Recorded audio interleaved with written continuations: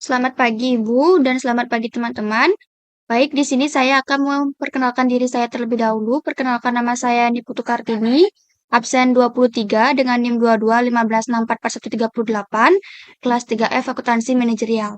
Di video ini saya akan memaparkan kasus yang saya buat, yaitu siklus produksi dan siklus pengkajian tingkat 0. Baik, di sini saya akan menjelaskan diagram arus data tingkat 0 siklus produksi sesuai dengan kasus yang saya angkat.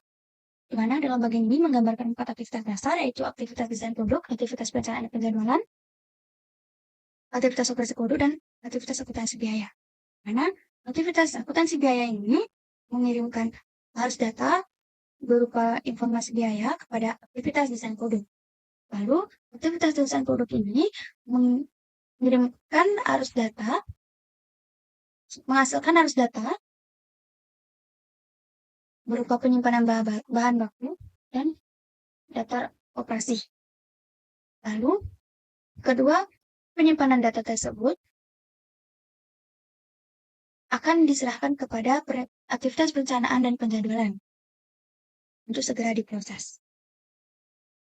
Lalu, siklus pendapatan mengirimkan arus data tentang pesanan pelanggan dan perkiraan penjualan kepada perencanaan dan penjadwalan, dan aktivitas perencanaan dan penjadwalan mengirimkan arus data berupa permintaan pembelian kepada siklus pengeluaran. Lalu, siklus pengeluaran ini akan memberikan arus data berupa biaya bahan baku dan BOP kepada aktivitas biaya. Lalu, aktivitas perencanaan dan penjadwalan mengirimkan arus data berupa kebutuhan tenaga kerja kepada siklus manajemen sumber daya manusia atau pengkajian. Dan tidak lupa juga mengirimkan arus data berupa tenaga kerja kepada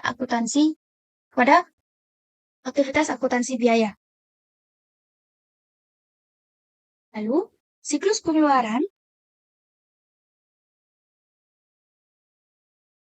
menghasilkan informasi berupa penyimpanan daftar bahan baku yang akan diserahkan kepada aktivitas perencanaan dan penjadwalan. Lalu, aktivitas perencanaan dan penjadwalan memberikan informasi arus data, pesanan produksi, dan permintaan bahan baku kepada operasi produk. Setelah pesanan dimulai diproduksi, aktivitas operasi produksi akan mengupdate informasi pesanan produksi yang dikirimkan aktivitas perencanaan dan penjadwalan, serta menghasilkan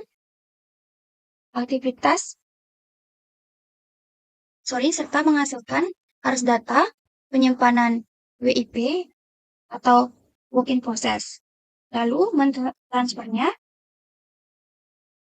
permintaan bahan baku dan pesanan produksi kepada aktivitas akuntansi biaya.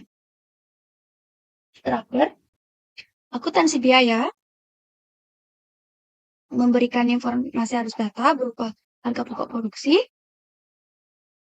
yang diberikan kepada besar dan pelaporan. Dan tidak lupa juga, akuntansi biaya juga memberikan informasi arus data berupa laporan kepada manajemen. Dan informasi barang jadi kepada siklus pendapatan.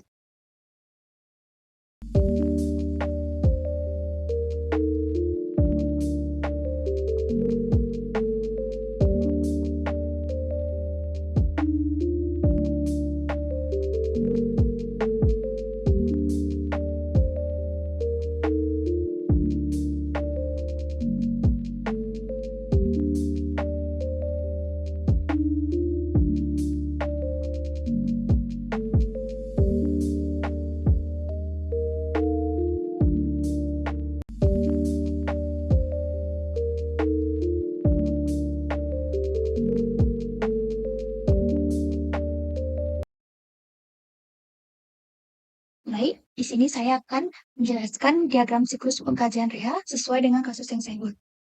Nah, di dalam diagram ini terdapat 3 entitas, yaitu waktu pegawai dan kas sebagai result, waktu kerja dan pengeluaran gaji sebagai event, SDM, divisi pengkajian, dan bank sebagai agen. Nah, di dalam peristiwa sumber daya manusia ini menggambarkan hubungan satu ke banyak atau one to many. Tiap peristiwa sumber daya manusia mungkin ditautkan ke banyak peristiwa waktu kerja. Satu peristiwa sumber daya manusia minimum 0, maksimum banyak peristiwa waktu kerja. Jadi, kalau tidak ada pekerjaan sama sekali, atau bisa juga banyak. Satu peristiwa waktu kerja minimum 1, maksimum 1 peristiwa sumber daya manusia. Artinya, minimum 1 peristiwa sumber daya manusia itu pasti bekerja.